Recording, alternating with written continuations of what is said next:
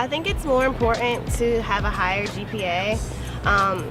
Often some of the programs that you apply to, like for grad school afterwards, it doesn't really matter what major you have. GPA is really important when you're on your application.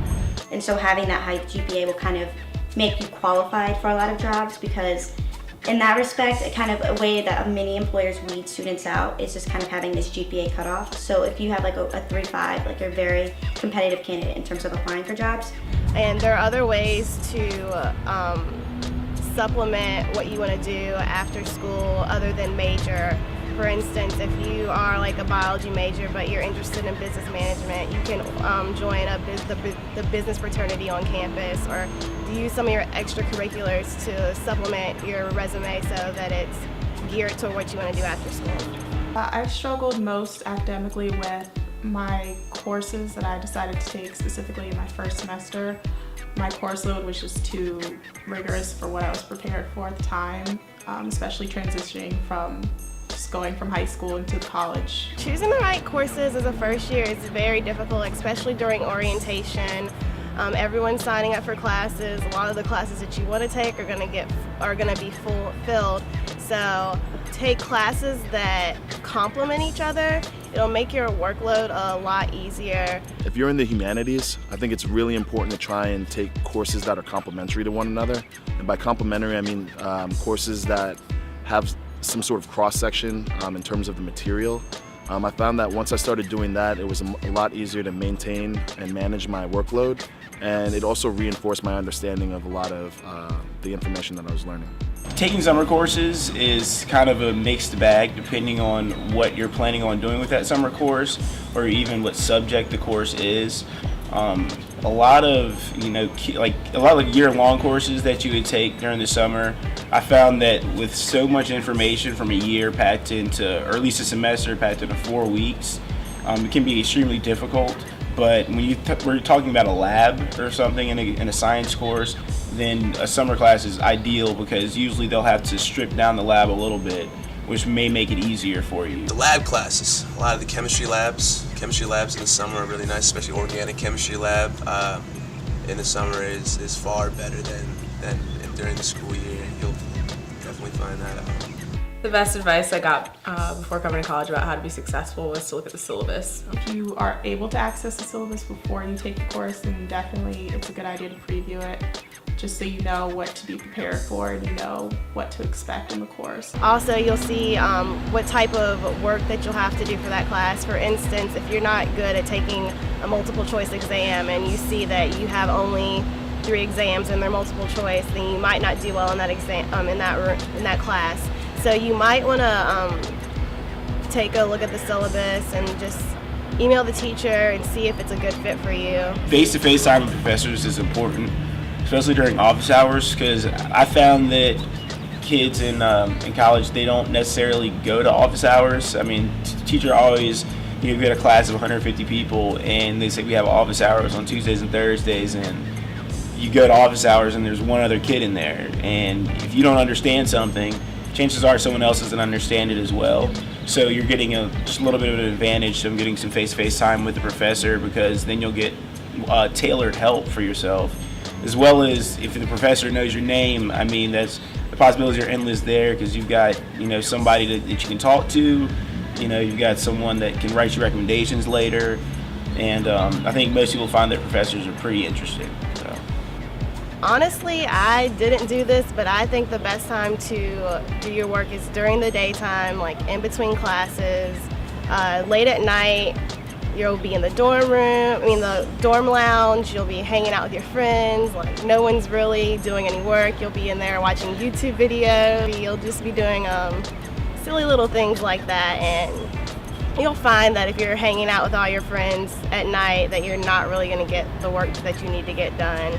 You'll end up procrastinating, and then next thing you know, it's 7 in the morning. It's like, oh, I have this paper due at like 12 in the afternoon. So The advice that I would give first years in terms of getting internships would be definitely to attend many of the career fairs that are offered or hosted at the university, because it's a great way to get to meet recruiters from so many different companies. And when you are applying, so if you are applying to a company and you have met the recruiter, it kind of gives a face to that application. Definitely networking is a really, really huge aspect to kind of getting, to kind of landing that first internship. If I knew I had an interest in something, I just would look on the health system wall of physicians and literally pick somebody, give them a call. I must have put out something like 53 to 60 emails, and was lucky enough to get a couple hits. Other methods were just simply walking around, introducing yourself and your interests, and following up with those people. During my first year, the course I struggled with most academically was chemistry, and if I could do it all over again, I would possibly begin my pre-medicine track my second year, just to use. And I say this just because I think it would have been better to have used my first year to get accustomed to university, build up a really, really strong GPA, and then dig deep into my pre-medicine courses, which I probably would have been better prepared. The breadth of knowledge that you're going to end up attaining during the college science classes, it's a lot more and a lot more intense than high school courses. Yes, the science courses in college versus the science courses I took in high school, they are graded much differently. In college, there is a bell curve, and it maintains that certain percentage of the class gets a certain grade, while the other percentage gets a grade that's below average. And it can affect some people, it can help some people, it just depends. You have to kind of pay attention to where certain TAs are placed, because based on your TA, your section is going to be, either more successful or less successful than the other class. If you get an easier TA, that means your entire class is going to do well. If your entire class does well in that ranked section, then what grade you actually came out with, or that you actually achieved, you're going to come out with. On the other hand, if you picked a poor TA and you did just as well as if you had a good TA, and you were in that ranked class section, or you were below those other two sections, you would end up with a C+, or a lower grade, a B- or a B. My first year, I definitely didn't understand how important it was to meet with your dean regularly. The high school that I came from, I thought that the deans were more like disciplinarians, sort of like my assistant principal. Once I got here, though, I realized that they're more like my guidance counselors, and they're really invested in making sure that I stay on course and do well and perform the best that I can. Once you figure out what it is you want to do, the dean is really instrumental in helping you select your courses and make sure that you meet your requirements, and consider the things that you may not be considering while you are just trying to maintain a GPA. I'd recommend not getting into a whole bunch of different organizations. You'll spread yourself really thin. You'll find yourself battling study time versus time spent with your organization. So I'd recommend just picking maybe like one or two that you like. Then you can really give a lot of time to that and to your studying. And then as you grow older in that organization, you have the opportunity to run for offices, and that looks really great on resumes. One resource that I don't think students take enough advantage of is the Office of African American Affairs. The deans there and the advisors there are all really instrumental in making sure that students stay on the track that they want to be. They're all really receptive too, and it's okay to reach out to them if you have a problem. Yeah, I definitely think OAAA is a good resource. I personally didn't even know about OAAA until my second year.